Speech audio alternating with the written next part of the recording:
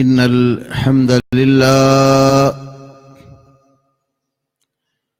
نحمده ونستعينه ونستغفره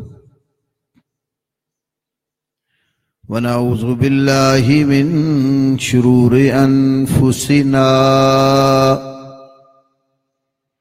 ومن سيئات أعمالنا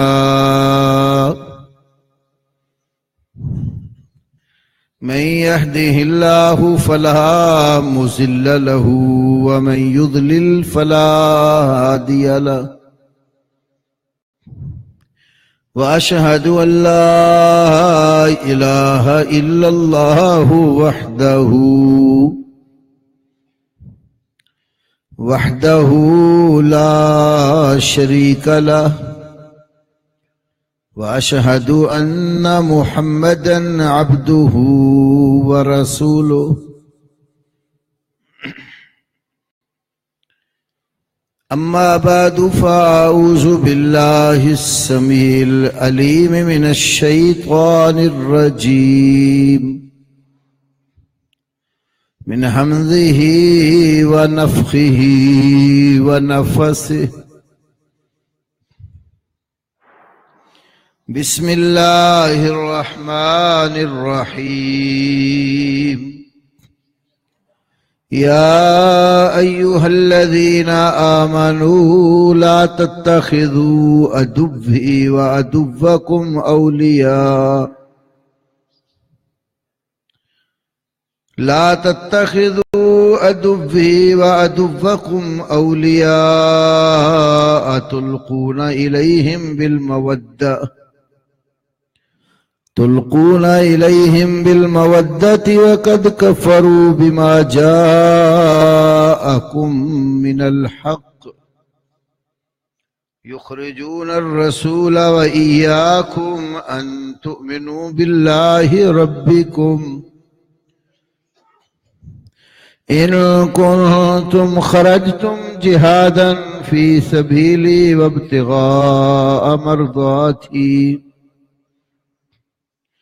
تسرون إليهم بالمودة وأنا أعلم بما أخفيتم وما أعلنتم ومن يفعله منكم فقد ضل سواء السبيل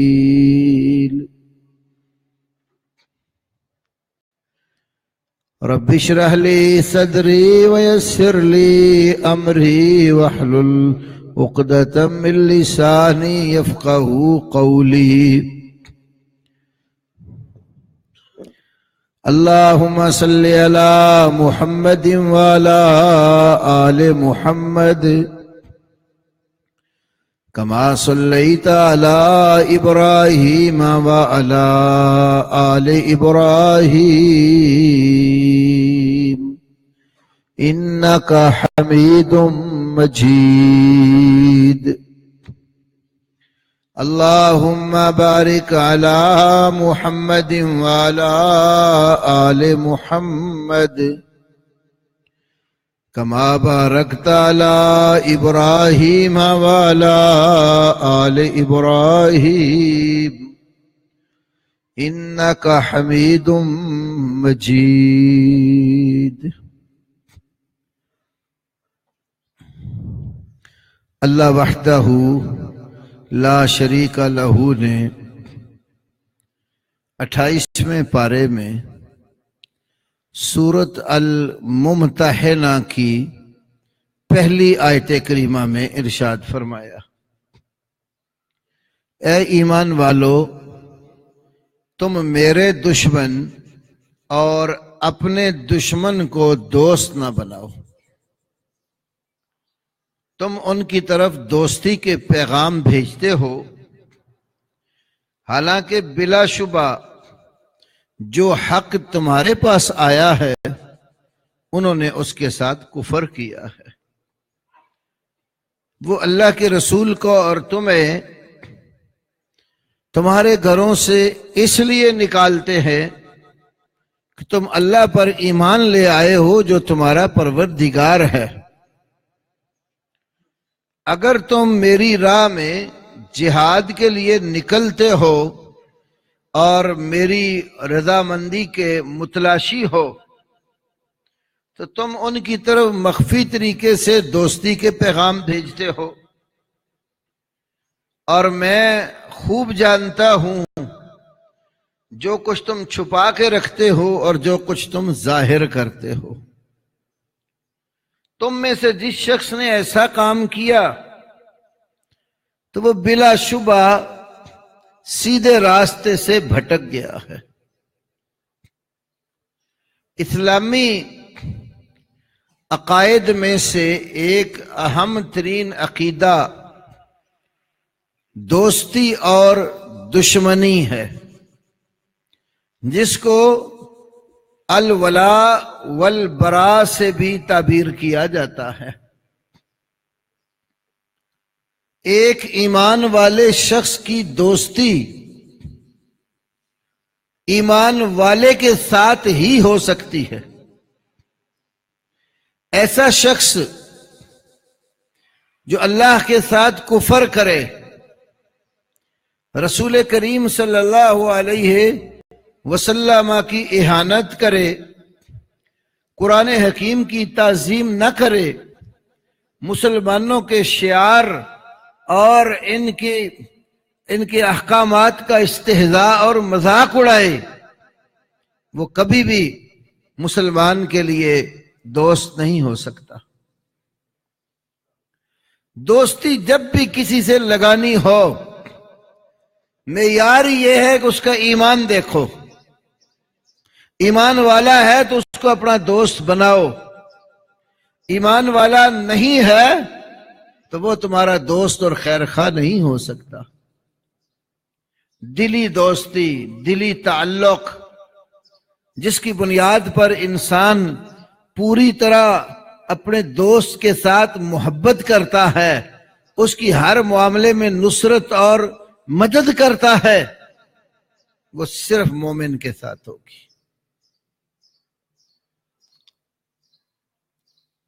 کافر مسلمان کا کسی صورت میں بھی دلی دوست اور خیر خواہ نہیں ہو سکتا۔ ہاں، ظاہری طور پر جو تعلقات ہیں، میل جول ہے، ماحول اور معاشرے میں رہتے ہوئے، تو وہ کفار کے ساتھ ظاہری تعلق ہو سکتا۔ اور کافر بھی پھر دو طرح کے ہیں۔ ایک وہ کافر ہیں جو تمہارے خلاف لڑتے ہیں، تمہیں تباہ اور برباد کرنے کے لیے اپنا پورا زور صرف کرتے ہیں، اپنے اموال، اپنی جائیدادیں، اپنے افراد، اپنی قوت، اسلحہ، توانائی ساری تمہارے خلاف جنگ میں جھونک دیتے ہیں۔ اور دوسرے وہ کافر ہیں جو اللہ اور اس کے رسول کو مانتے تو نہیں ہے، لیکن تمہارے خلاف لڑنے کے لیے نکلتے نہیں ہیں اور تمہاری دنیا اور دین کو بگاڑتے نہیں ہیں۔ ایسے کافروں کے ساتھ حسن سلوک سے اللہ تعالی مومن کو منع نہیں کرتا۔ سورہ ممتحنہ کے اندر ہی اللہ نے فرمایا ہے، لا ينہاکم اللہ عن الذین لم یقاتلونکم فی الدین ولم یخرجوکم من دیارکم ان تبروہم وتقسطوا الیہم۔ اللہ تعالیٰ تمہیں ان لوگوں سے حسن سلوک اور انصاف کرنے سے منع نہیں کرتا جنہوں نے دین کے بارے میں تمہارے ساتھ قتال نہیں کیا، لڑے نہیں، اور نہ ہی تمہیں تمہارے گھروں سے نکالا ہے۔ ان اللہ یحب المقسطین، یقیناً اللہ انصاف کرنے والے لوگوں سے محبت کرتا ہے۔ انما ینہاکم اللہ عن الذین قاتلوکم فی الدین واخرجوکم من دیارکم۔ اللہ تعالی صرف تمہیں اللہ اکبر، ینہاکم اللہ، روکتا ہے، ان الذین قاتلوکم فی الدین، جنہوں نے دین میں تمہارے ساتھ لڑائی لڑی، وَأَخْرَجُوكُم مِّن دِيَارِكُمْ، تمہیں تمہارے گھروں سے نکالا، وَظَاهَرُوا عَلَىٰ إِخْرَاجِكُمْ، اور تمہارے نکالنے پر دوسرے لوگوں کی نصرت اور مدد کی، ایسے لوگوں کے ساتھ اللہ اس نے سلوک کرنے سے منع کرتا۔ تو جو کافر مسلمانوں کے خلاف لڑتے ہیں، حربی کافر ہیں، جنگ کرتے ہیں، مسلمانوں کے خطوں اور علاقوں کے اوپر حملہ آور ہیں، مسلمانوں کا دین اور ان کی دنیا بگاڑتے ہیں، مسلمانوں کے ملکوں پر قبضے جمانے کی سوچتے ہیں، مسلمانوں کی نسل کو ختم کرنے کے پلان بناتے ہیں، ایسے کافروں کے ساتھ اللہ کی طرف سے لڑنے کا حکم ہے۔ تو قرآن نے سورۃ ممتحنہ میں دو طرح کے کافروں کا تذکرہ کر دیا۔ تو اسلام زیادتی کرنے والوں کو پسند نہیں کرتا، ظلم کرنے والوں کو پسند نہیں کرتا۔ اگر کوئی اپنے عقیدے پر قائم ہے، کافر ہے، اللہ پر ایمان نہیں لاتا، رسول اللہ صلی اللہ علیہ وسلم کو نبی اپنا نہیں مانتا، اور تمہارے ساتھ لڑتا نہیں ہے، تمہیں تمہارے گھروں سے نکالتا نہیں ہے، ماحول اور معاشرے میں رہتے ہوئے کوئی زیادتی تمہارے ساتھ نہیں کرتا، تو اس کے ساتھ اچھا سلوک کرنے سے اللہ نہیں روکتا۔ ایسے کافروں سے حسن سلوک سے پیش آؤ، اچھے طریقے سے پیش آؤ، اچھا کردار اور اخلاق آپ کا وہ ان لوگوں کو اسلام کے قریب کرنے کا سبب بن سکتا۔ نبی پاک صلی اللہ علیہ وسلم کو اللہ تعالیٰ نے اچھے اخلاق سکھائے ہیں، اچھا کردار سکھایا ہے۔ جو کفار لڑنے والے نہیں تھے، زیادتیاں کرنے والے نہیں تھے، آپ کے پاس آئے، آپ نے اچھا سلوک کیا۔ میں نے کئی دفعہ یہ حدیث پیش کی ہے ترمذی شریف کی، ایک کافر نبی پاک صلی اللہ علیہ وسلم کا مہمان بن گیا، تو رسول اللہ صلی اللہ علیہ وسلم نے اس کو کافر سمجھ کے مارا نہیں ہے، نہ صحابہ کو کہا کہ یہ کافر ہے، ہمارے پاس کیا لینے آئے۔ پیغمبر اللہ کا ایک دین کا سچا دائی ہوتا ہے، اور وہ ہر فرد کی فکر رکھتا ہے کہ میری امت کا کوئی فرد اللہ کی جہنم میں داخل نہ ہو۔ تو سچا دائی اپنا اچھا کردار پیش کرتا ہے، اچھا اخلاق پیش کرتا ہے، اچھا حسن سلوک جو ہے وہ بہتر سے بہتر کرتا ہے۔ تو کافر ہمارے نبی صلی اللہ علیہ وسلم کا مہمان بنا، آپ صلی اللہ علیہ وسلم نے اس کی مہمان نوازی کی، کیونکہ اسلام مہمان نوازی کا سبق دیتا ہے۔ کیا مہمان نوازی کی؟ دودھ کا ایک پیالہ لا کر پینے کے لیے اس کافر کو دیا۔ جب اس نے دودھ کا پیالہ پی لیا، پھر دوسرا منگوایا، دوسرا لا کر دیا، وہ بھی پی لیا، تیسرا لا کر دیا، وہ بھی پی گیا، چوتھا لا کر دیا، وہ بھی پی گیا، پانچواں، چھٹا، ساتواں، 7 پیالے لگاتار دودھ کے پیش کیے، 7 پی گیا۔ 8واں پیش کیا تو وہ پی نہ سکا۔ نبی صلی اللہ علیہ وسلم نے بار بار لا کے دیے جا رہے تھے، ایک دفعہ بھی اپنے ماتھے پر بال نہیں ڈالا، غصہ نہیں کیا، تیوری نہیں چڑھائی، کس طرح کا مہمان ہے، میں دیے جا رہا ہوں، یہ باسی نہیں کرتا، پیے جا رہا۔ جب تک اس نے خود نہیں نہ کہا اب گنجائش نہیں ہے، نبی صلی اللہ علیہ وسلم نے چھوڑا نہیں ہے، 7 پیالے لگاتار دودھ کے اس کافر مہمان کو پلائے۔ پھر آرام کیا اس نے، اگلے روز آپ تشریف لائے، پھر دودھ لے آئے۔ تو اس نے کہا یہ دودھ کا پیالہ پینے سے پہلے مجھے مسلمان کرو اور کلمہ پڑھا کے اپنی امت میں داخل کرو۔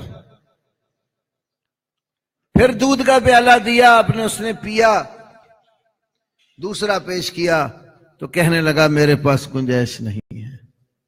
صحیح بخاری اور صحیح مسلم میں یہ الفاظ ہیں جو میں برز کرنے لگا ہوں، اور یہ حدیث واقعہ پورا ترمذی شریف میں ہے۔ نبی صلی اللہ علیہ وسلم نے فرمایا ان الکافر یاکل فی سبعۃ امعاء وان المؤمن یاکل فی مئن واحد. کافر 7 آنتوں میں کھاتا ہے اور مومن 1 آنت میں کھاتا. مومن کھانا کھاتا ہے زندہ رہنے کے لیے، اور کافر جو ہے وہ انتڑیاں بھر کے کھاتا ہے، کیونکہ اس کا مقصد جو ہے وہ یہ دنیا ہی ہے، اس کو اگلی کوئی فکر نہیں ہے. اس کا یہی مقصد ہے جو ہمارے جاہل مسلمان کہہ دیتے ہیں اے جہان مٹھا تے اگلا کنے ڈٹھا. اس کا نظریہ آگے آگے تو کسی نے دیکھا ہی نہیں ہے کیا ہونا ہے، تو جو کوئی ملتا کھا جاؤ. لیکن مومن مسلمان زندہ رہنے کے لیے کھاتا ہے، اور اس کا مقصود دنیا میں کھانا پینا نہیں ہے، یہ ضرورت ہے اس کی. مقصد اس کا دنیا میں آنے کا اللہ رب العالمین کی بندگی اور اس کے احکامات کی اطاعت اور فرما برداری ہے، اور اس روئے زمین کے اوپر رہ کر اللہ رب العالمین کے احکامات کو اپنے اوپر بھی اور جہاں جہاں اللہ تعالیٰ قوت اقتدار دے سب افراد کے اوپر نافذ کرنا ہے.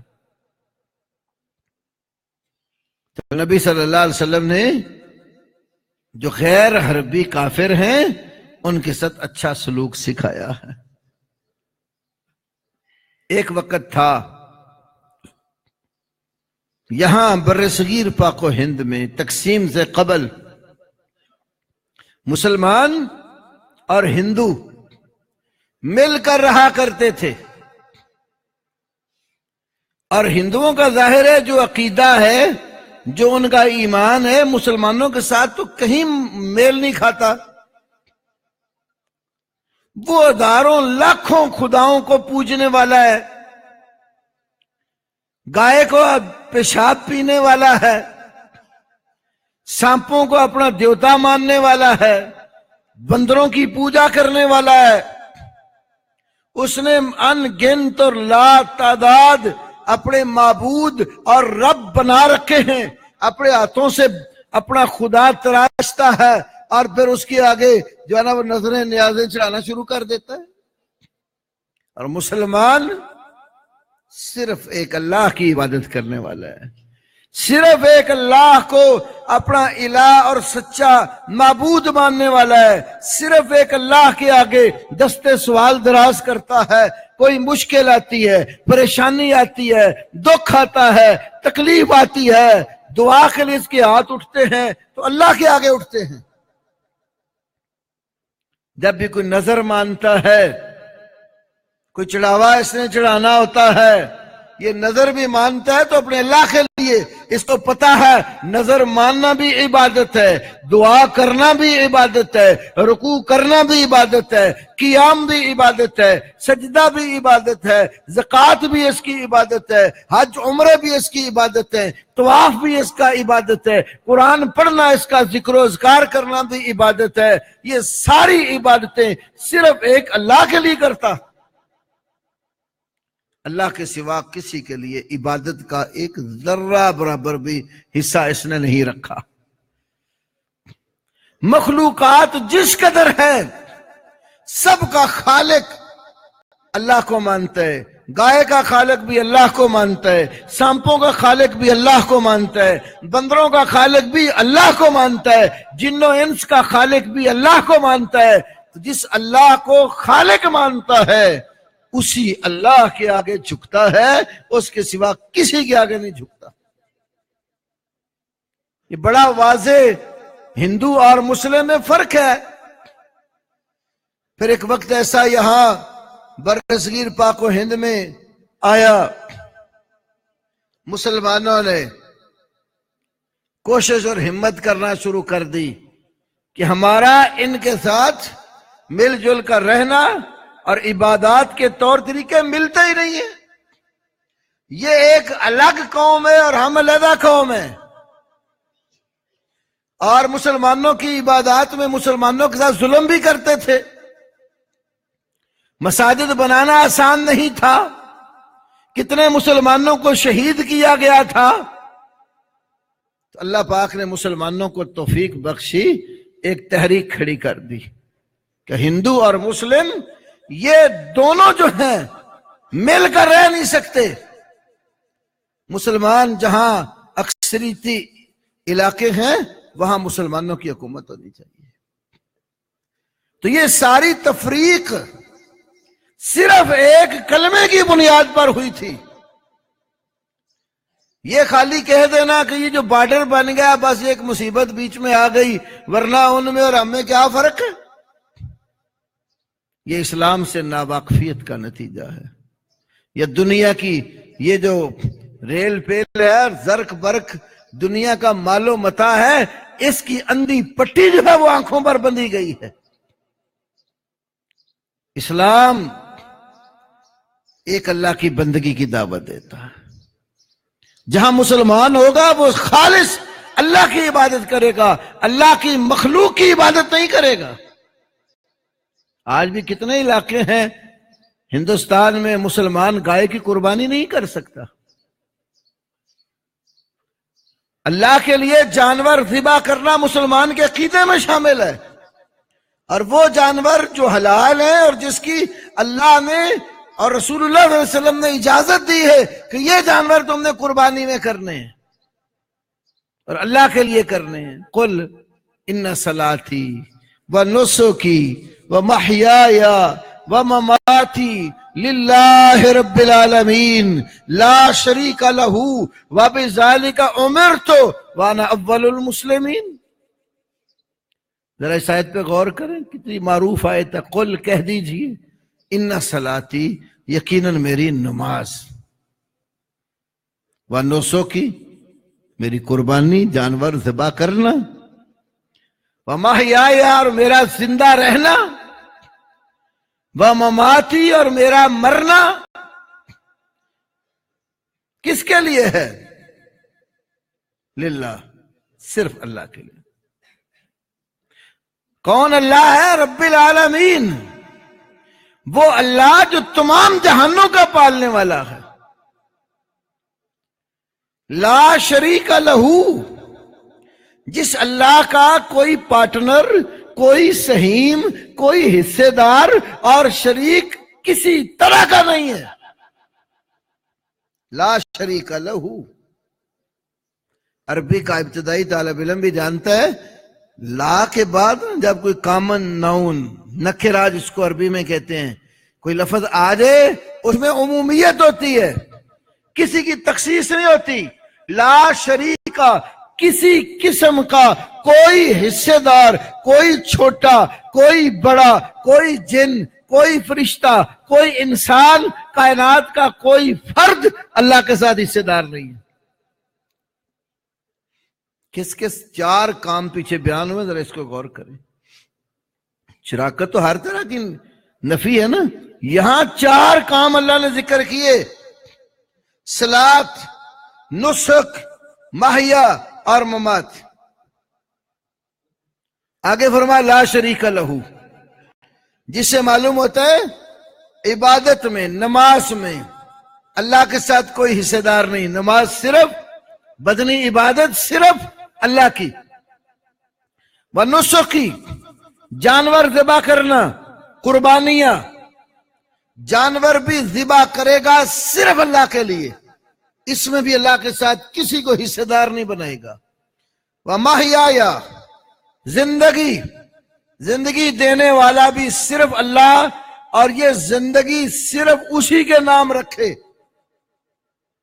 ومماتی، اور موت، موت و حیات دونوں کا مالک اللہ ہے۔ اللہ تعالیٰ کے ساتھ نہ زندگی دینے میں کوئی حصے دار ہے، نہ موت دینے میں کوئی حصے دار ہے۔ اس کا حکم ہوتا ہے تو حیات ملتی ہے، اسی کا حکم ہوتا ہے تو موت آتی ہے۔ لا شریک لہو۔ پھر فرمایا وَبِذَالِكَ أُمِرْتُ، اللہ کے نبی فرماتے ہیں، قرآن کہتا ہے وَبِذَالِكَ أُمِرْتُ، مجھے صرف اسی کا ہی حکم ملا ہے کہ بندگی کرنی ہے تو اللہ کی کرنی ہے، جانور ذبح کرنے ہیں تو اللہ کے لیے کرنے ہیں، زندہ رہنا ہے تو اللہ کے لیے رہنا ہے، مرنا ہے تو اللہ کے لیے مرنا ہے۔ وَأَنَا أَوَّلُ الْمُسْلِمِينَ، سب سے پہلے تسلیم کرنے والوں میں سے میں ہوں. کیوں؟ جب وحی آتی ہے نا اللہ کی طرف سے تو اللہ کا حکم سب سے پہلے پیغمبر پر اترتا ہے. پہلے اس کو پیغمبر مانتا ہے، پھر امت کو بتاتا ہے. امت بعد میں مانتی ہے، نبی پہلے اس کو مانتا. فرمایا اول المسلمین، مسلمانوں میں ماننے والوں میں سب سے پہلے ماننے والا میں ہوں. پیغمبر سب سے بڑا توحید والا ہوتا. یہ عقیدہ توحید کی بیس پر ہندوؤں سے ہم علیحدہ ہوئے، لیکن افسوس کے ساتھ کہنا پڑتا، جو آواز اٹھائی تھی، جس مقصد کے لیے یہ خطہ حاصل کیا تھا، پوری طرح وہ مقصد آج بھی ہم حاصل نہیں کر سکے.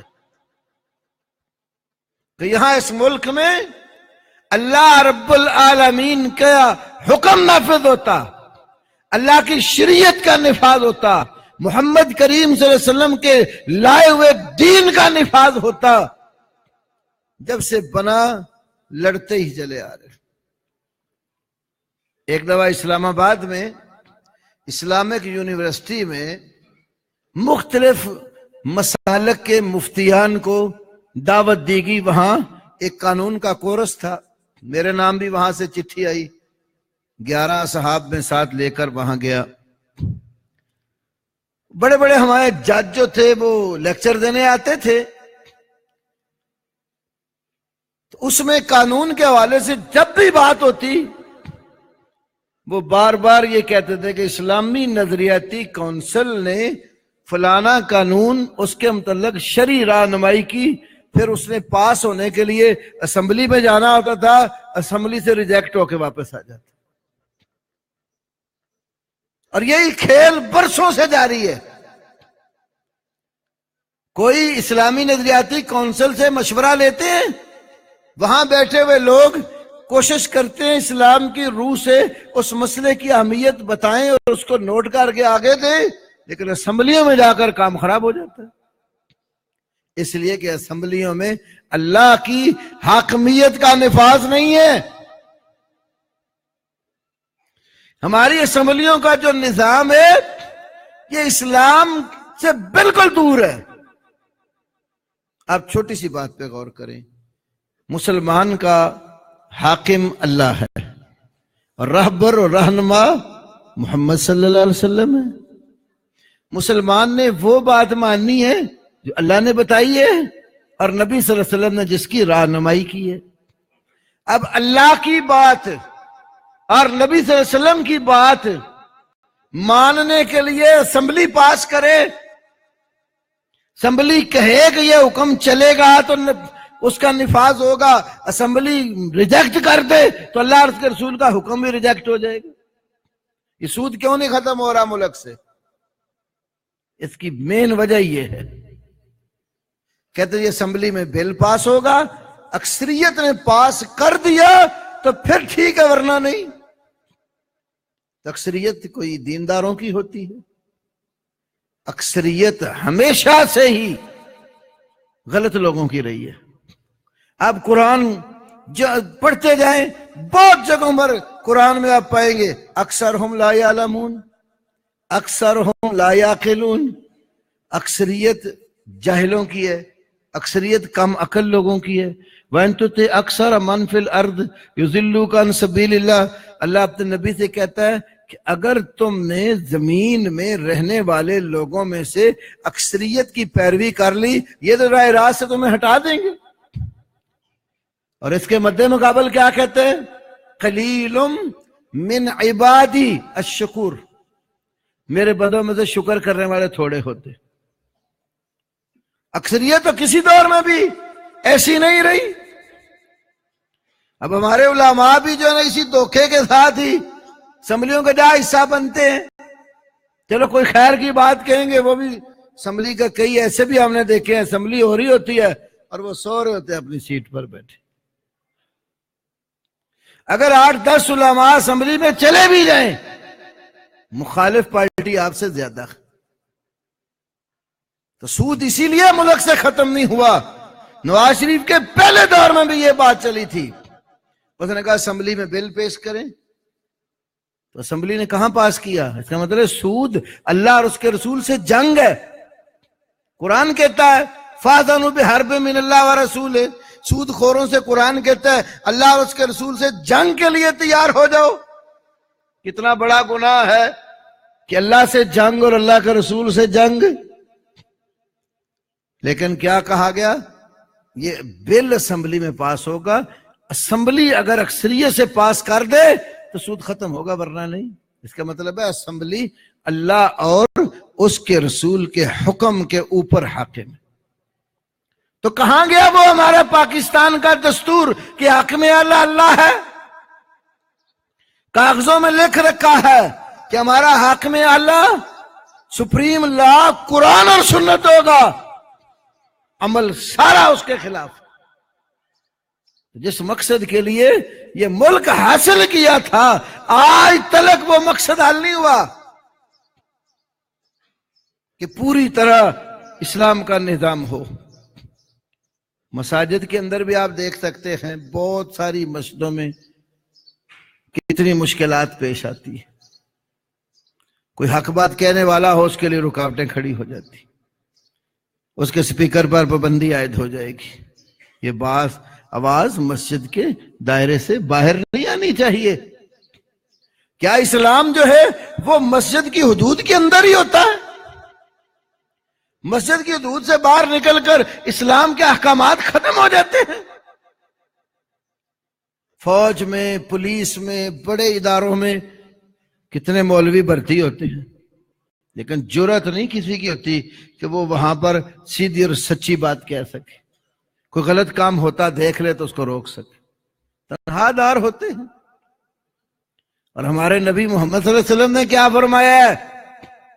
سنن ابن ماجہ میں حدیث ہے، مسند احمد میں حدیث ہے، لا یمنع ان احدکم ہیبت الناس ان یقول الحق. سچی بات کہنے سے ہرگز لوگوں کی ہیبت، روب، دبدبہ تمہیں رکاوٹ نہ بنے. میں کتنے لوگوں کو جانتا ہوں ممبر پہ کھڑے ہوتے ہیں، مسجد کا صدر سامنے بیٹھا ہوتا ہے تو اس کا منہ دیکھ کر بات کرتے ہیں. ایسی کوئی بات نہیں کہیں گے جس سے صدر صاحب ناراض ہو جائیں. کتنی مسجدوں کے صدر ایسے ہیں جو نماز ہی نہیں پڑھتے. مسجد کب آئیں گے؟ مولوی صاحب کو چھٹی کرانی ہو، قاری صاحب کو چھٹی کرانی، صدر صاحب مسجد میں آ کے بیٹھ کے مسجد کے صدر ہوں، نماز کبھی پڑھی نہیں، صدر مسجد کا ہے. قرآن کہتے ہیں اولیاؤہ الا المتقون. یہ جو مساجد ہیں اللہ کے گھر ہیں، اس کے سرپرست، اس کے ولی تو متقی اور پرہیزگار ہوتے ہیں. بے نمازی متقی کہاں سے بن کے آ جاتا؟ اسلام تو ہمارے ہاں پوری طرح مساجد میں بھی نہیں ہے. اللہ رب العالمین نے یہ خطہ ہمیں دیا تھا اسلام کے نفاذ کے لیے، اور یقین کرو یہ خطہ بڑا ہی اللہ کی طرف سے برکتوں والا ہے. ہم نے اس کے ساتھ وفا نہیں کی. جتنا کھول کر اسلام کا نام آپ اس خطے میں لے سکتے ہیں، دنیا کے کسی ملک میں یہ آزادی نہیں ہے. بڑے بڑے اسلامی نام والے ملک ہیں، آپ وہاں کھل کر اسلام کی بات نہیں کر سکتے. حاکم وقت کے خلاف کوئی بات ہو جائے تو اتار کے نیچے پھینک دیں گے. بلکہ کئی ملک ایسے ہیں کہ وہ جیلوں میں ایسے پھینکیں گے کسی کو پتہ ہی نہیں کس جیل میں پڑا ہے، اور وہاں ہی ساری زندگی اس کی بیت جائے گی. اس لحاظ سے پاکستان میں اللہ نے خیال رکھی ہے، لیکن ہمیں بھی تو اس خطے سے وفا کرنی چاہیے. جس مقصد کے لیے یہ خطہ ہمیں ملا تھا 23 مارچ میں جو قرارداد وغیرہ کا سلسلہ لوگ کرتے ہیں، کیا آج ہم نے وہ مقصد حل کر لیے؟ ظلم و ستم ہم خود اپنے بھائیوں پر کرتے ہیں، مسلمان بچوں پر، بچیوں پر کتنے مظالم ہمارے ملک میں ہوتے، غریب عوام کے اوپر کتنے ظلم ہوتے، لوگوں کو ان کے حقوق سے کتنا محروم رکھا جاتا ہے. کفار کے کہنے پر کتنی ایسی چیزیں جو ہیں زبردستی بچوں کے منہ میں دی جاتی ہیں جس سے بچوں کا مستقبل کیا صحت کا بیڑا غرق ہو جاتا، اور آپ بات بھی نہیں کر سکتے۔ میں ایک دفعہ مردان میں میرا درس تھا تو سوال و جواب کی نشست ہوئی، تو بعد میں کسی نے رکا بھیجا کہ جی پولیو کے قطرے پلانا جائز ہے۔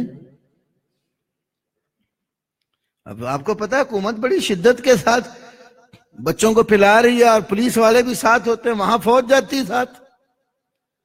میرے ذہن میں کوئی یہ مسئلہ نہیں تھا، مجھے کہنے لگا جی سوال آیا تو میں نے کہا بات سنو، کوئی تصور نہیں تھا میں نے کیا کہنا ہے۔ میں نے کہا بات یہ ہے کہ یہ مسئلہ نا ڈاکٹروں سے متعلق ہے، مفتی کے متعلق نہیں ہے۔ آپ کسی مسلمان ڈاکٹر سے پوچھیں کہ اس کی حیثیت کیا ہے، وہ متعین کرے یہ فائدہ مند ہے یا نقصان دہ ہے۔ مفتی تو کتابیں پڑھتا ہے، اس کو تو نہیں پتا ان قطرات میں کیا ڈالا ہوا ہے آپ نے۔ اگر مسلمان ڈاکٹر اس کی تصدیق کرتے ہیں کہ یہ ٹھیک ہے، کوئی حرج نہیں ہے، اگر مسلمان ڈاکٹر اس کو ریجیکٹ کرتے ہیں تو اس کو بالکل نہ پلاؤ۔ میں جب فارغ ہوا نا تو ہمارا جو مسئول تھا مجھے کہنا شیخ صاحب نے جواب بڑا صحیح دیا۔ میں کیا ہوا؟ کہتے اگر آپ یہ کہتے نا کہ یہ جائز نہیں ہے، فوج نے آپ پکڑنا تھا۔ اگر آپ کہتے جائز ہے، آپ کی عوام نے آپ کی جان نہیں چھوڑنی تھی، ہم نے تو یہاں کسی کو پلانے نہیں دیے۔ اس طرح کے حالات ملک میں بنے ہوئے کہ سیدھی کھری اور سچی بات کہنے پر بھی بعض اوقات مشکلات لوگ کھڑی کر دیتے، لیکن بعض اوقات اتنی آزادی ہے کہ آپ آسانی سے اپنی بات کرتے ہیں۔ تو آزادی مسلمان کو اس لیے ہونی چاہیے کہ اللہ کی بات آزادی سے کرے، پیغمبر کی بات آزادی سے کرے، اس کے سوا باعث کے خلاف کوئی بات ہے اس پر پابندی لگاؤ، ہمیں کوئی اعتراض نہیں ہے۔ پچھلے کچھ سالوں سے آپ کو معلوم ہوگا بعض کتابوں کی نشر و اشاعت پر پابندی ہے، گورنمنٹ کی طرف سے نوٹیفیکیشن آیا یہ کتاب فرقہ واریت پر ہیں، مسلمانوں میں اختلاف پیدا کرتی ہیں، جھگڑا ہے، ختم کر دو، نہیں چھاپی جائیں گی۔ ہم نے کہا ہمیں تو خوشی ہے، آپ لگائیں پابندی، ہمارے لیے تو مسئلہ ہی کوئی نہیں، مسئلہ تو ان کے لیے ہے جن لوگوں نے کتاب و سنت سے ہٹ کر قصے کہانیوں پر اپنا دین رکھا ہوا اور کتب شائع کی ہوئی ہیں۔ قرآن کے اوپر تو آپ پابندی لگا نہیں سکتے، نبی پاک صلی اللہ علیہ وسلم کی جو حدیث کی کتابیں ہیں ان پر پابندی تو آپ لگا نہیں سکتے۔ ہمیں تو نقصان ہی نہیں، فائدہ تو ہمارا ہی ہے۔ قرآن بھی آزاد ہے، رسول اللہ صلی اللہ علیہ وسلم کی سنت اور حدیث بھی آزاد ہے، اس کو کوئی بین آپ کر ہی نہیں سکتے۔ ساری کتابیں پر پابندی لگا دیں، ہماری کتابوں پر بھی لگا دیں، دوسرے لوگوں کی کتابوں پر پابندی لگا دیں، کوئی پرواہ نہیں ہے۔ قرآن بیان کرو، رسول اللہ کی حدیث بیان کرو، یہ اتنا وسیع دین ہے۔ کتاب اللہ اور سنت رسول اللہ جو پڑھتا ہے وہ سیدھا کتاب و سنت والا سچا مسلمان بنتا۔ باہر دنیا میں بھی جتنے کفار نئے نئے مسلمان ہوتے ہیں پڑھ کر، یہ ایک فرق ہے، ایک ہے دیکھا دیکھی مسلمان ہو جانا۔ بعض لوگ کوئی حالات کی مجبوریوں کی وجہ سے پلٹا کھاتے ہیں، ایسے بھی ہوتے ہیں۔ کئی جوڑے ہمارے پاس بعض اوقات آ جاتے ہیں، عیسائی ہوتے ہیں جی ہم نے کلمہ پڑھنا مسلمان ہونا، پیچھے مسئلہ کیا ہوتا ہے، وہ ان کی آپس میں خاندان میں شادی نہیں ہونے دیتے، وہ دونوں باق کے آتے چلو مسلمانوں کے پاس چلے جاؤ۔ کئی اس طرح کے بھی لوگ آتے ہیں، اور کچھ لوگ وہ ہیں جو صحیح دین کو، اسلام کو پڑھ کر مسلمان ہوتے ہیں، اور جو پڑھ کر مسلمان ہوتے ہیں وہ سچے اور کھرے مسلمان ہوتے ہیں۔ روس کے اندر ایک بہت بڑے عالم تھے علامہ محمد معصوم الخجندی، ان کے کتاب ہے، کتاب کیا ہے؟ حل المسلم ملزم بمذہب معین۔ ایسے تو پیام حرم کے نام سے اس کا ترجمہ چھپا ہے، اس کا لفظی معنی یہ ہے حل المسلم ملزم بمذہب معین، کیا کسی مسلمان کو معین مذہب کا پابند کیا گیا ہے کہ فلانا مذہب تو نے اختیار کرنا؟ یہ کتاب انہوں نے کب لکھی؟ جاپان میں۔ ایک دفعہ کچھ عیسائی پادری مسلمان ہونے لگے تو جتنے ہمارے مسلمانوں کے فرقے بن گئے ہیں نا، ہر گروہ کے لوگ اب ہمارے پاس آ جائیں، وہ دوسرا تو گستاخ ہے، وہ جو نا کافر ہے، وہ مشرک ہے، وہ مرتد ہے، آپ ہمارے پاس آ جائیں۔ ہر کوئی دوسرے کی برائیاں اور اپنی سچائی بیان کے آپ ہمارے پاس آ جائیں۔ وہ پادری اسلام قبول کرنے سے رک گئے۔ جب انہیں پتا چلا، علامہ محمد معصوم الخجندی کو، انہوں نے پھر یہ مسلمان جو جاپان کے تھے ان کے نام خط لکھا، اور اس خط میں ان کو نصیحت کی، اللہ کے بندو، دین تو وہ ہے جو محمد صلی اللہ علیہ وسلم لے کر آئے، دین تو وہ ہے جو قرآن میں ہے، دین تو وہ ہے جو رسول اللہ صلی اللہ علیہ وسلم کی سنت و حدیث میں ہے۔ کیا اللہ اور اس کے رسول نے ہمیں پابند کیا ہے کہ آپ الگ الگ گروہ بنا کر کسی کے ساتھ اٹیچ ہو جاؤ؟ جو لوگ پڑھ کر آتے ہیں نا، وہ سیدھے سیدھے سچے مسلمان ہوتے ہیں۔ اسلام کو پڑھو۔ مصیبت یہ ہم پڑھنے کو تیار نہیں ہوتے۔ قرآن بھی ہم پڑھتے ہیں تو سادہ ناظرہ پڑھ لیتے ہیں ثواب کی نیت۔ ٹھیک ہے، قرآن کا ایک ایک حرف پڑھنے سے اللہ 10 نیکیاں دیتا ہے، لیکن کیا خالی قرآن ریڈنگ کے لیے اور الفاظ کی تلاوت کے لیے ہی آیا ہے؟ اللہ کا قرآن یہ ہمارے پڑھنے کے لیے ہے، سیکھنے کے لیے ہے۔ نبی پاک صلی اللہ علیہ وسلم کی صفات، آپ صلی اللہ علیہ وسلم کے جو نا حالات آپ قرآن کی نظر میں دیکھتے ہیں۔ قرآن میں 8-9 آیتیں ہیں جن میں اللہ رب العالمین نے رسول پاک کا ذکر کرتے ہوئے ایک فریضہ بیان کیا، وَيُعَلِّمُهُمُ الْكِتَابَ وَالْحِکْمَةَ۔ نبی پاک کتاب اور حکمت سکھانے آئے۔ اس سے پہلے قرآن کی آیات کی تلاوت کا ذکر ہے، یتلو علیہم آیاتہ، تزکیہ اور طہارت کا ذکر ہے، اور تیسرا یہ ایک وصف ہے، کتاب اور حکمت سکھانے آئے۔ یہ کتاب و حکمت قرآن اور سنت سکھانے نبی صلی اللہ علیہ وسلم آئے۔ کیا ہم سیکھنے والا یہ کام کرتے؟ جب ہم کتاب و سنت سیکھتے نہیں ہیں، اس کو پڑھتے نہیں ہیں، اس کے اوپر غور و فکر نہیں کرتے، پھر ہم گمراہی کی طرف بڑھتے، پھر ہم راہ راست سے ہٹتے ہیں، پھر جدھر کوئی کھینچ کے لے جاتا ادھر چلے جاتے۔ یہاں جب ہندوؤں کے ساتھ میل ملاپ تھا، رہن سہن تھا، کتنی رسمیں ہیں ہندوؤں والی جو مسلمان کرتے ہیں۔ کوئی کسی کا خوشی کا موقع دیکھ لو، غمی کا موقع دیکھ لو، کتنی آپ کو چیزیں ایسے ملیں گی جو مسلمانوں نے ہندوؤں سے لی ہوئی ہیں اور مسلمان بن کر رہے ہیں۔ لا علمی اسلام کو پڑھا نہیں ہے، سیکھا نہیں ہے کہ اسلام ہماری رہنمائی کیسے کرتا ہے، تو جیسے دیکھا دیکھی لوگ چل رہے ہیں، اسی بھیڑ چال میں مسلمان بھی چلتے جا۔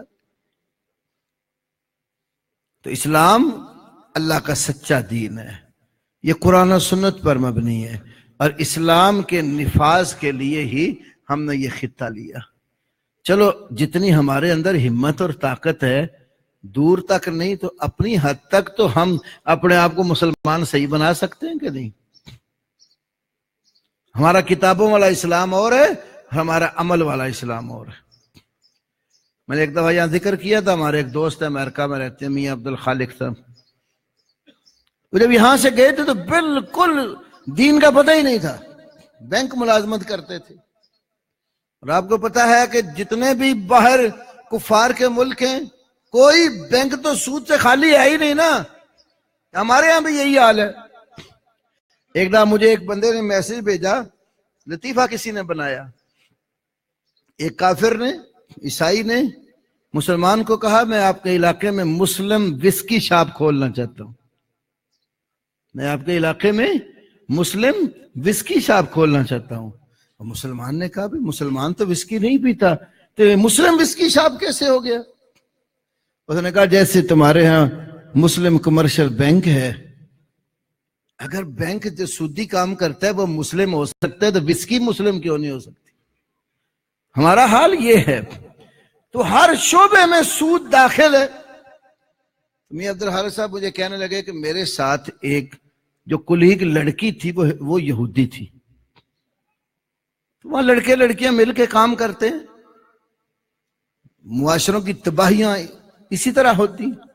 ایک دن کہتے ہیں وہ یہودی لڑکی نے مجھے کہا عبد الخالق آپ کا اسلام درست نہیں ہے یا کہ اسلام کے ایڈیشن 2 ہیں. وہ کہتے ہیں مجھے سمجھ ہی نہیں آئی اس نے کیا کہا. میں نے دہرا کے پوچھا کیا کہہ رہی ہو؟ کہنے کہ میں نے یہی کہا ہے کہ آپ کا اسلام صحیح نہیں ہے یا اسلام کے ایڈیشن 2 ہیں. ایک ایڈیشن اسلام کا وہ ہے جو آپ کی کتابوں میں ہے اور ایک وہ ہے جو آپ کے عمل میں ہے. یا تو آپ مسلمان صحیح نہیں ہیں یا پھر آپ نے اسلام کے 2 ایڈیشن رکھے ہوئے ہیں، ایک پڑھنے کے لیے اور ایک عمل کے لیے. پھر کہتے ہیں میں نے کہا تو اپنی بات کی طرح وضاحت تو کر. کہنے لگی ہمارے ہاں ایک یہودی ہمارا عالم تھا وہ مسلمان ہو گیا اور ہم نے دیکھا کہ وہ مسلمان ہوا تو 5 وقت نماز پڑھتا تھا. مجھے اتنے سال ہو گئے تیرے ساتھ نوکری کرتے ہوئے ایک دن بھی میں نے تجھے نماز پڑھتے نہیں دیکھا، کس طرح کا مسلم ہے؟ کہتے ہیں اس یہودی اور لڑکی کی زبان سے یہ بات سنی تو میں کانپ گیا. کہتے میں نے مصلی لے لیا اور دفتر میں ہی رکھ لیا.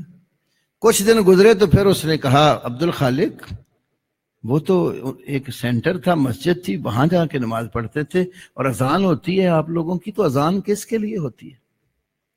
یہ حی علی الصلاح حی علی الفلاح کاہے کی آواز دیتے ہو؟ اس لیے بلاتے ہو نا مسجد میں آ جاؤ نماز کے لیے، کامیابی کے لیے.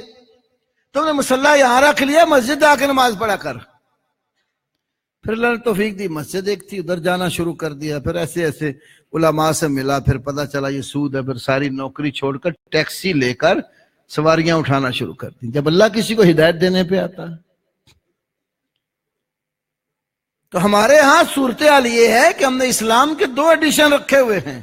ایک وہ ہے جو اللہ کے قرآن میں ہے، نبی پاک صلی اللہ علیہ وسلم سے مروی سنن اور حدیث میں ہے، اور ایک اسلام ہمارا وہ ہے جس پر ہم عملی طور پر چلتے. تو ایسا نہیں ہونا چاہیے. اسلام عمل میں بھی وہی ہونا چاہیے جو رب کے قرآن میں ہے. اور اسی کام کے لیے ہم نے یہ خطہ حاصل کیا تھا. تو کم از کم اپنی سطح پر ہر بھائی کوشش کرے اپنے اوپر، اپنے گھر والوں پر، سب کو نماز کا پابند بنائے، اسلام کا پابند بنائے. بچیاں بالغ ہو گئی ہیں ان کو پردے اور حجاب کا پابند بنائے، بغیر پردے کے گھر سے نکلنے نہ دے. بچے نماز نہیں پڑھتے، سکھاؤ ان کو نماز. 10 سال کے ہو جائیں پھر بھی نہیں پڑھتے، مارنا بھی پڑے تو اسلام اجازت دیتا ہے مار کر بھی نماز پڑھاؤ. لیکن ہم خود نماز پڑھتے ہیں اور نہ ہی ہم اپنی اولاد کو ترغیب دیتے. چند لوگ نمازی ہوتے ہیں، بعض گھروں میں کوئی بزرگ ہو گیا تو چلو نماز پڑھنے مسجد جا رہے. جوان بچے بچیاں کوئی پرواہ نہیں، نماز کوئی پڑھتا ہے پڑھے، نہیں پڑھتا نہ پڑھے. اسلام یہ نہیں ہے میرے بھائیوں. اللہ تعالیٰ نے اس بات کی توفیق دے جس کے لیے ہم نے یہ خطہ حاصل کیا. اللہ ہمیں اپنے آپ پر بھی، اپنی اولادوں پر، اپنے گھر پر، اپنے اداروں میں اسلام کو صحیح معنوں میں نافذ کرنے کی توفیق عطا فرمائے. وآخر دعوانا ان الحمد للہ رب العالمین.